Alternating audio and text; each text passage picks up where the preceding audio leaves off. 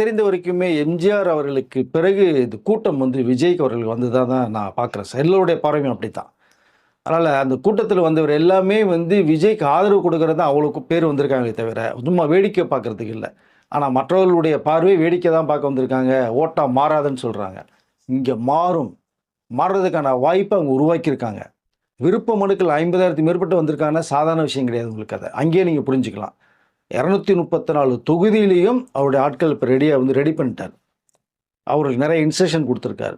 உங்கள் விஜய் நான் பேசுற மாரியே நீங்க மக்கள்ட்ட போய் பேசுங்கன்னு சொல்லியிருக்காரு. ஸோ அதனால இப்ப வரக்கூடிய தேர்தல் உண்மையிலேயே எந்த திருப்பத்தை ஏற்படுத்தும்னு தெரியல.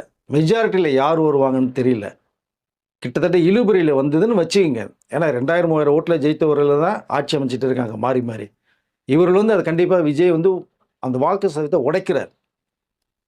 பட் யார் யாருக்கு எவ்வளோ பெர்சன்டேஜ் வரும்னு தெரியல. கிட்டத்தட்ட நீங்க 60, 65 பதிவாயிட்டா, அது கொஞ்சம் சிக்கல். ஒரு 75% பதிவானது மாரி போலிங் உங்களுக்கு வந்து ரிசல்ட் வந்துருச்சுன்னா, மாலை ஒரு 5 மணிக்கு மேல, அங்கே விஜய் டாப்ல பேர் நிப்பார். இதுல மாற்று கருத்தே இல்ல. இந்த சதவீதம் விஜயை உயர்த்தும்.